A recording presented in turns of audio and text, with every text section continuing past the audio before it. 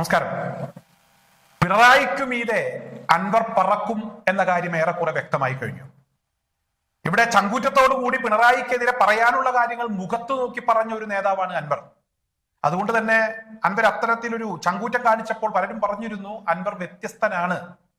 CPM അൻവറുമായി ഏറ്റുമുട്ടാൻ ശ്രമിച്ചാൽ CPM-നത് വലിയ ദോഷം ചെയ്യും, വലിയ ഡാമേജ് ഉണ്ടാകും എന്നുള്ളത് പലരും ഇവിടെ CPM-നോട് നേരത്തെ തന്നെ ഒരു സൂചന കൊടുത്തിരുന്നു. എന്നാൽ അൻവറിനെ തെരുവിൽ നേരിടുന്നതിനു വേണ്ടിയാണ് CPM തീരുമാനിച്ചത്.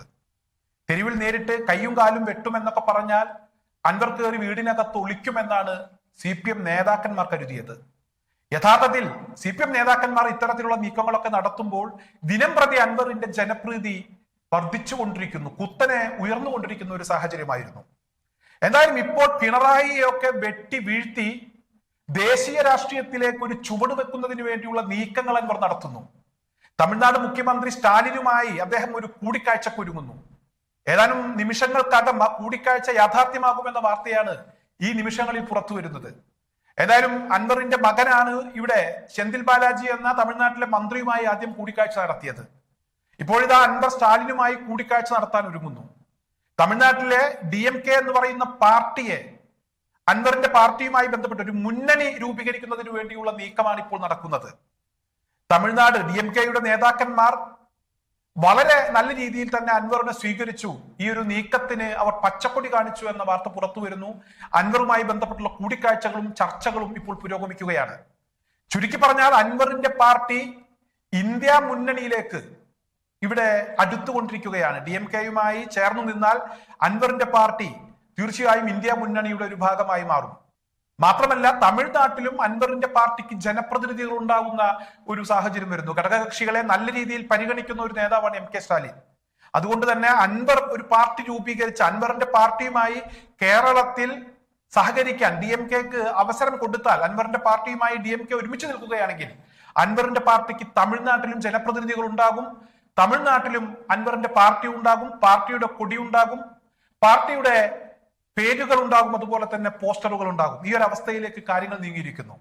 ഏറ്റവും പ്രധാനപ്പെട്ട ഒരു കാര്യം, പിണറായി വിജയനെ പോലുള്ള ആളുകളെ ഭയപ്പെടുത്തുന്നത് അൻവർ നടത്തിയ ഈ ഒരു നീക്കവുമായി ബന്ധപ്പെട്ട് സ്റ്റാലിൻ ഇവിടെ സംഘപരിവാരങ്ങളുമായി ഒരു നിരക്കും വിട്ടുവീഴ്ച ചെയ്യാത്ത ഒരു നേതാവാണ്. സംഘപരിവാരങ്ങളുമായി വളരെ ശക്തമായ രീതിയിലുള്ള പോരാട്ടം നടത്താൻ, ഒരിക്കലും ഇവിടെ സംഘപരിവാരങ്ങളെ ഭയപ്പെടാത്ത ഇരട്ടച്ചങ്കൻ എന്ന് വിശേഷിപ്പിക്കാൻ കഴിയുമെങ്കിൽ അത്തരത്തിലൊരു വ്യക്തിയാണ് MK സ്റ്റാലിൻ. ഇവിടെ MK സ്റ്റാലിനുമായി ബന്ധപ്പെട്ട് അദ്ദേഹത്തിന്റെ മന്ത്രിസഭയിലെ മന്ത്രിയെയൊക്കെ ED നേരിട്ട് വന്ന് അറസ്റ്റ് ചെയ്യുന്ന സാഹചര്യമുണ്ടായി, ജയിലിൽ പോകുന്ന സാഹചര്യമുണ്ടായി. ഒരു ഘട്ടത്തിലും വിട്ടുവീഴ്ച ചെയ്യാത്ത ഒരു നേതാവാണ്.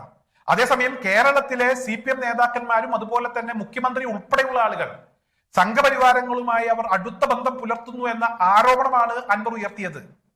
അൻവർ ഇത്തരത്തിലൊരു ആരോപണം ഉയർത്തിയതിനു ശേഷം പല വിഷയങ്ങളും ഇവിടെ പുറത്തു വരികയാണ്. നേരത്തെ തന്നെ EP ജയരാജൻ ജാവദേക്കറുമായി കൂടിക്കാഴ്ച നടത്തിയ വിഷയം മാധ്യമങ്ങളിലൂടെ പുറത്തു വന്നിരുന്നു. അതിനുശേഷം പിണറായി വിജയൻ ആഭ്യന്തരമന്ത്രി പദം വഹിക്കുന്ന കേരളത്തിൽ ഇവിടെ ക്രമസമാധാന ചുമതലയിലുള്ള ഒരു ADGP RSS-ഉമായി അടുത്ത ബന്ധം പുലർത്തുന്നു. തൃശൂർ പൂരം കലക്കി എന്ന കാര്യം ഇപ്പോൾ വ്യക്തമാകുന്നു. ADGP-ക്ക് അതിൽ റോൾ ഉണ്ട് എന്ന് പിണറായി വിജയൻ വരെ സമ്മതിക്കുന്നു. CPI ഇവിടെ CPM-നോട് കടുത്ത ഭാഷയിൽ സംസാരിക്കുന്നു. അവസാനം പിണറായി വിജയനും CPM-ഉം ADGP-യുടെ ഭാഗത്ത് വീഴ്ചയുണ്ടായി എന്ന് പറയുന്ന ഒരവസ്ഥയിലേക്ക് എത്തുമ്പോൾ അൻവർ ഉന്നയിച്ച വിഷയങ്ങളെല്ലാം ശരിയാണെന്ന് സാധാരണക്കാരായ ജനങ്ങൾക്ക് ബോധ്യപ്പെടുന്നു. CPM-ഉം അതുപോലെ തന്നെ RSS-ഉം സംഘപരിവാരങ്ങളും ഒക്കെ ഒരു അന്തർധാര, ഇവർക്കിടയിൽ ഒരു അന്തർധാര സജീവമാണെന്നുള്ള ഒരു ബോധ്യം പൊതുജനങ്ങൾക്കുണ്ടാകുന്നു.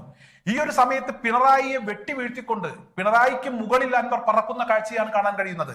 നാളെ മലപ്പുറം മഞ്ചേരിയിലാണ് അൻവറിന്റെ പാർട്ടി പ്രഖ്യാപനം. പാർട്ടിയുടെ പേരും അതുപോലെ തന്നെ പാർട്ടിയുടെ നയ സമീപനങ്ങളും ഒക്കെ പ്രഖ്യാപിക്കുന്നത് നാളെയാണ്.